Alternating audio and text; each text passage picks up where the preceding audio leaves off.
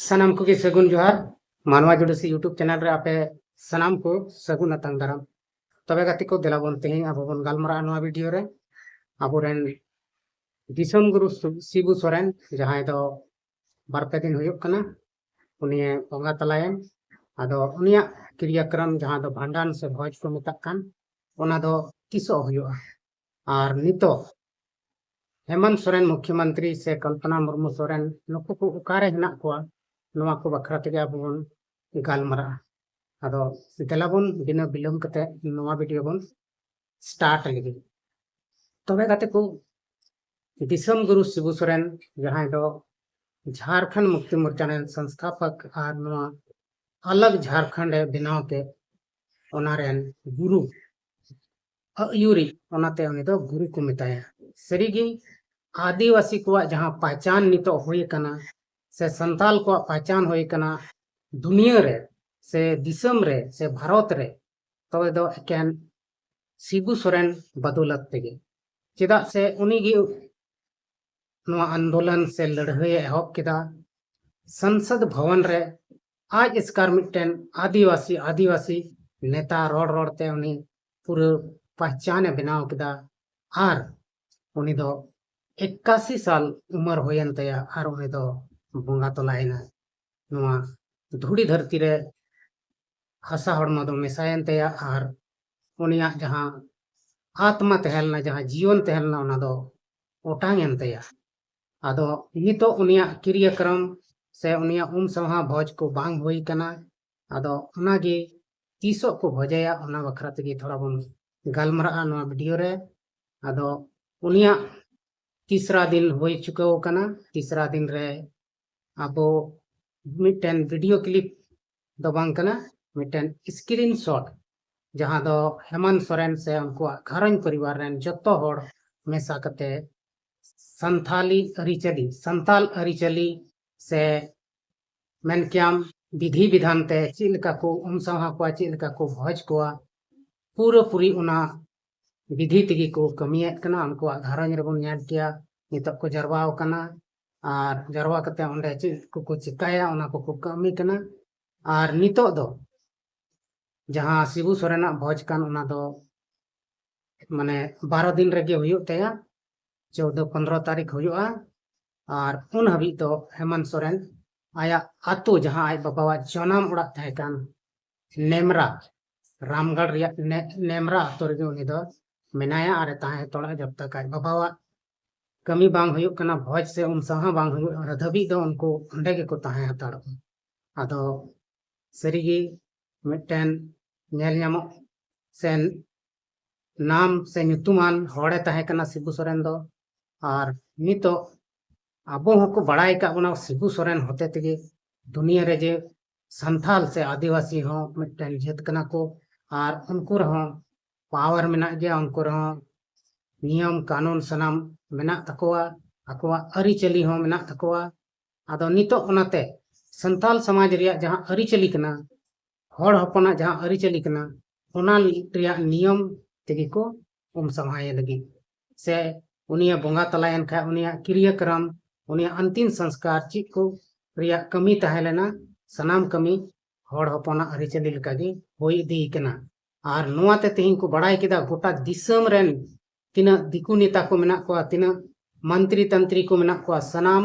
होड़ हपना अरिचली से आदिवासी को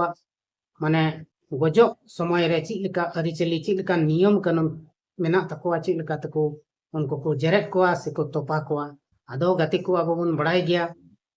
अब होड़ हपना दो बार लेकाते अब गज हड़मा बन बाये कना मिद दो अब तोपाये को बन और मिद दो अब बन जेरेट हबन जेरेट दाड़े को गया ओनाते अब अबुआ दो कोनो बंधन बनुआ आम जेलका गेम खुशियाम उनका गे उनिया गज हड़मा एम बाय दाड़ेयताया से जेरेट दाड़ेयताया आदो नुई दो को जेरेट किदिया एमते उन मारांग मंत्री से नेताय तहलना ओनाते विशेष खर्चा बर्चा कते उनी दो अडी धूमधाम तेको जेरेट किदिया उनी दो पूरा दिसम रे नेता को हेना और उनी दो उनिया अंतिम विदाय रे को सेलेना उनी दो पंच तत्व रे उनी दो बिलीन उतरना आदो दिलाबोन कटी मरांग वीडियो क्लिप बुन नेल लगे वीडियो क्लिप दो बांगा सॉरी स्क्रीन शॉट क्लिप बुन नेल दा नोडे नुको चिक को चिकायदा नितो तीसरा दिन रे ओनागे दिलाबोन नेल लगे तबे गत को नोडे हेमंत सोरेन बुन नेल कना सादा ड्रेस रे आज बाबा भोज औरी पुरो हरि नोआ रे ड्रेस रे तहना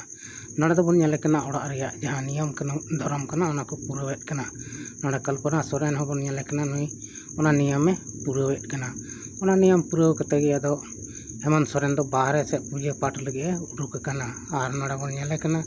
आज बाबा नितुम ते नोडे पूजा पाठेत कना है तबे गते को अबो बुन नेल किदा हेमंत सोरेन चिलका धोती कना है पंची धोती से सादा सादा धोती ते और आज बाबा जहां भोज को कमी होरा को मेना ओना उनी दो पूरा मौज ते मनावदा पूरा रीति रिवाज ते मनावेत कना संथाली रीति रिवाज ते मनावेत कना ओना तेगी उनी दो मिटन घरों रेन से अतु दिहात रेन होड़ चिलका को हरब बांदी तहना चिलका हरब बांदी कते ओना को कमिया उनका गे उनिये कमियत कना आदो तिहिन अबुरेन तिना दिसम रेन होड़ को मेना को नवा गोटा दुनिया रेन होड़ नवा सोशल मीडिया माध्यम ते को नेलेत कना और तिहिन को बड़ायेत कना जे होड़ हपना से आदिवासी को नवा अरिचली को चित लेका मेना तकोआ ओना तिहिन सदरक कना मानोतान हेमंत सोरेने सदरेत कना आज बाबा जहां गय हड़मो खन ले कते नितो साहा को चित लेका हुयुक मेनते ओना को सनाम सोशल मीडिया माध्यम ते दिसम तलारे सदरक कना ताकि अबो को रीति रिवाज बखड़ा एटा हड़ को बड़ायाम और को बड़ाय जे मेनते नुकुआ हो मिटन अरिचली मेना मिटन अन अरि मेना नुकुआ व्यवहार मेना और नौका लेकाते नुकु हो अकुआ धर्म कोरम को कमियत कना भोज भात को कमियत कना आदो नितो ओन्या भोज हुयुक लगी 14-15 तारीख आदो नवा भोज रे हां आर बोन नेल कोआ तिना हड़ को जरवा कना अकोय को जरवा कना और भोज रे ना चित लेका सिम मेरम सुक्री को कुटमेत को से बाको कुटमेत को ओना को नवा वीडियो रे ना बोन हजुक कान वीडियो रे बोन नेला तबे गते को शिबू सोरेना जहां साहा हुयो ओना रिया फुल वीडियो जुदी बोन नेल खाय से चित लेका को अरिचली ते को भोज भाते कना सिम मेरम सुक्री को कुटम को से बाको कुटम को ओना को पूरा वीडियो बोन नेल लगी खान नवा मनवा जुडसी यूट्यूब चैनल सब्सक्राइब कते दोहे तबन पे हजुक दिन रे ओना वीडियो को सदर तबना और अब बोन बुझ दाड़िया जे अब दो मिटन हड़ हपन कना बोन से आदिवासी कना बोन संताल समाज रेन कना बोन अब समाज रे चिलका नवा को काम क्रिया हुयुक कना जहां तिना लट्टू हड़ेम बनाव अकान रहो आमा कार्यक्रम अंतिम दिन रिया से मुचाद दिन रिया चिलका हुयुआ ओना दो एकेन आदिवासी से संताल समाज रिया अरिचली लेका गे हुयुआ आदो ठीक गया तबे गाते को तेहना वीडियो रे इनका गे बोन यापाम कना मा सनाम को गे इनसेन कोन मुचाद जोहार।